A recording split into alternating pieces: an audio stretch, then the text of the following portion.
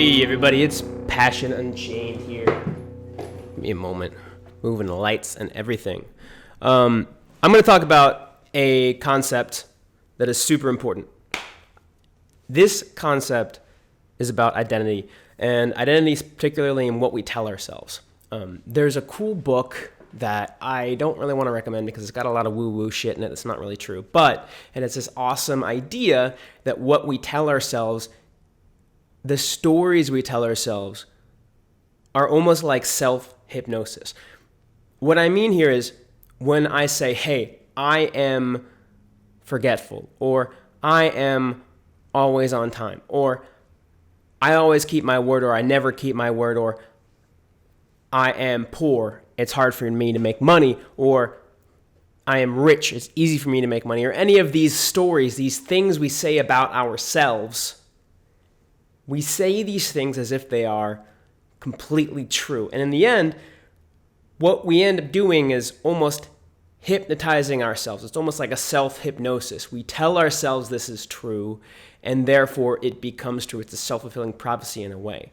Now, we can say something about ourselves that is true or has been true, more true than false in the past, right? And that's possible. But here's the thing. It's not base truth. And even if it is accurately describing the past, it doesn't necessarily describe the future. But if we talk about ourselves as if we are a certain way, if I say, "Hey Joe, I'm ugly," right? I'm Joe, I'm ugly, right? If I say that about myself, then that makes it truer than it has been. Yeah, sure, maybe I say I've been ugly my whole life up until this point. I say, hey, I'm ugly. I'm Joe, I'm ugly. I'm Joe, I'm ugly. This is a story I tell myself. It prevents me from changing it, right? So, for instance, let me see a specific example for me. For the longest time in my life, I thought I was crazy. I thought I was mentally ill. I thought I would be dependent on medication and an extensive support system my whole life because of the people closest to me convinced me that from an early age. My mom, my dad, they convinced me that I was going to be dependent on medication until the day I died with an extensive support system. It was an evil thing they did. I'm not happy they did it. And it was extremely controlling and downright abusive. Once I decided that that story was not necessarily true, and I questioned that story, and I went and took action to prove to myself that story wasn't true, the story fell apart. But until that moment, until my early 20s, I believed that story. It was my identity and it was how I lived my life, and I kept proving it true. I kept proving it true over and over and over again. It was until my early 20s, I was in living program after living skills program after living skills program because the people closest to me gaslit me and told me that this was the case, this was how the world worked for me, this was who I was. I had so much evidence to prove that. My mom took me to doctor after doctor after doctor, getting them to diagnose me with things. If a doctor wouldn't diagnose me with something, which a lot of them wouldn't, she would take me to another doctor saying that doctor wasn't trying to help me. That doctor wasn't for me because he wouldn't diagnose me with something and help me or give me medication. He wasn't taking me seriously or whatever her crazy story was, right?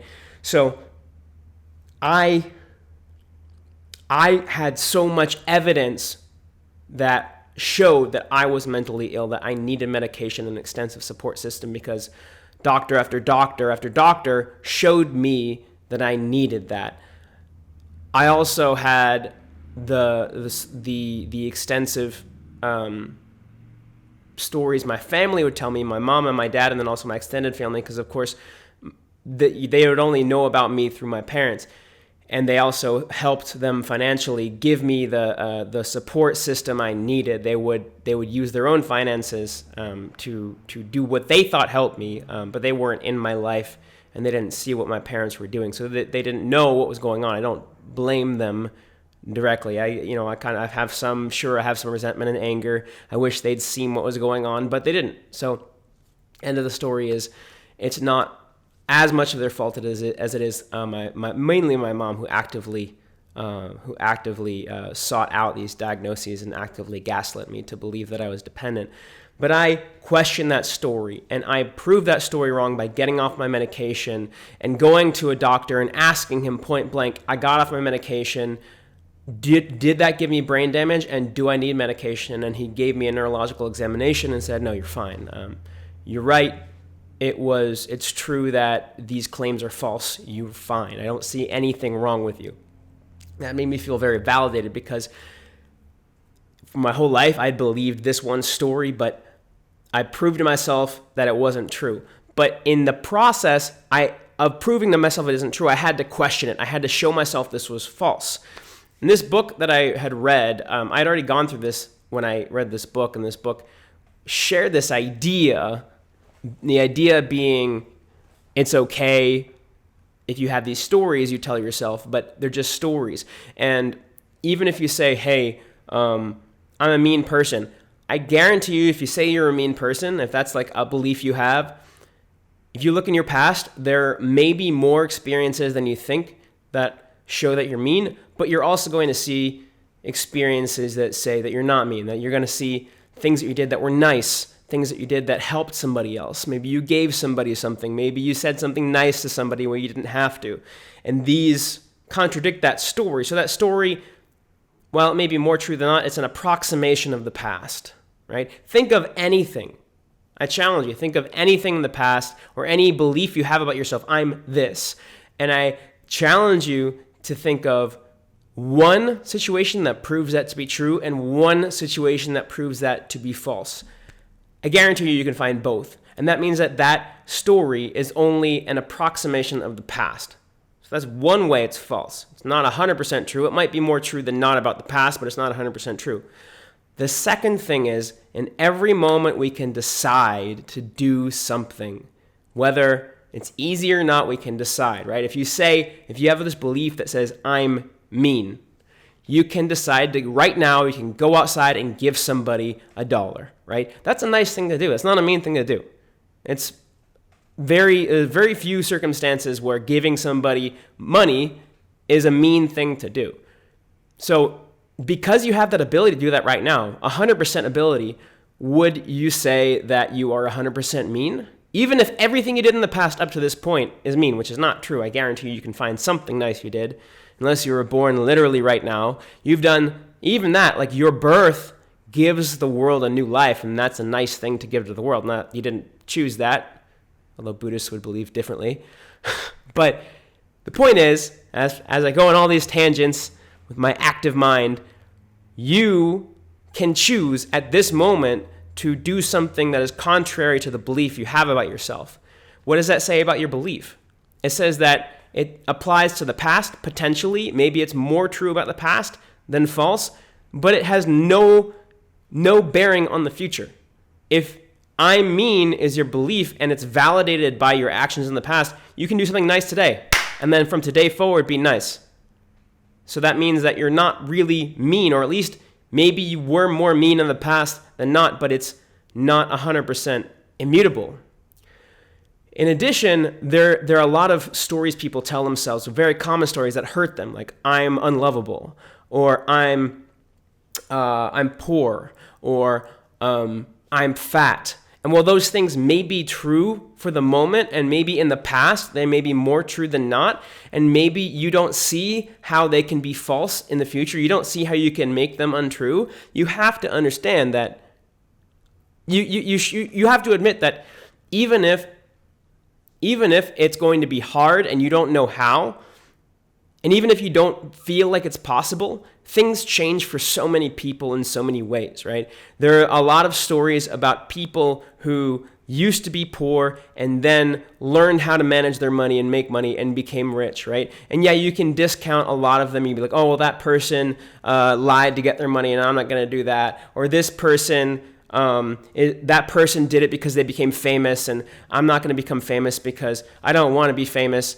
Okay, that's, you can find individual things that are true. And of course, if you have this strong belief that you're poor and you're going to be poor forever, then you're going to be able to back that up easily because that's how you've thought for years and years and years. But it's also true that you can change that, and it's not necessarily true for your whole life, even though it feels like it has been true and it feels like that's your identity, and it feels like it's scary to change that, because an identity, even if it's a bad identity, keeps us grounded and allows us to figure out to be able to predict what happens in the world, which is why it's so hard for us to change, because if we change who we think we are, then we don't know what to expect from the world, and everything feels dangerous, right? Because we don't know what's gonna happen. If I think I'm poor my whole life and I suddenly have a lot of money coming into my life and I can pay my bills and I have no excuses when somebody says, hey, do you want to do this? I can't say, I don't have any money, I'm not going to do that, because that's an easy excuse in a lot of ways. Then if I can't have that excuse, then the world's scary. I don't know what to expect from the world. I have to interact with the world differently, and everything changes and everything's chaotic because I don't know what it's like to have the money, right? And same with I'm unlovable, or I'm not sexy, I'm not attractive, right? Well, if I decide that I am attractive, then I have to forgive myself for pulling myself away from women because I didn't think I deserved them, or I didn't think they would be attracted to me, so I was protecting myself. But then if I decide I'm attractive, then I have to forgive myself. There's a lot of hurt when you question these beliefs that you have about yourself, even if over time they harm your life. Changing them hurts. And that goes to another concept I really like, which is the difference between hurt and harm. A mentor I had, George Katz, he would talk about the difference between hurt and harm. Hurt meaning this is pain, which is temporary, and harm meaning it's an actual harm, and it's a net negative, right?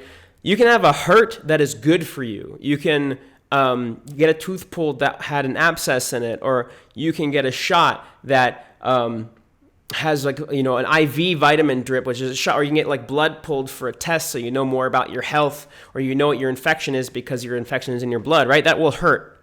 Or you can get a tattoo that you love. I like this tattoo. That one actually didn't hurt, but there are tattoos in different parts of your body that would hurt, and I want to get some of those. And that tattoo and that will hurt, but that will be a hurt that is a net positive for me because I wanted that tattoo, and it'll make me feel like I'm more in integrity with myself to have this tattooed in my body. I like looking at it. There's a lot of things that go into that situation, and that's a temporary hurt that is a net positive in your life. And so that's the difference between a hurt and a harm. Questioning your beliefs in life, the ones that are hurting you and the ones that are helping you, questioning them and deciding whether you want to continue believing them, these stories about yourself, because that's all they are, stories. Even if they were more true than false in the past, you can still act differently in the future and disprove them if you so choose. Questioning those is painful, but over time, that can very much help you. They're obvious. Every video I like to tie it into the main theme of building a life you love, building a life that is passionate for you. This one, the ties are obvious. I don't need to explain it very much. So I hope this helped you. If you want to process any of this, I suggest journaling. Journaling is a great way to process all of this. And I'm really curious if there's any takeaways. Just comment on the video. I'm really curious what you got from this. And if you have any questions for me, comment those, or I have my email in the description and email those to me. Wishing you the best. Joe out.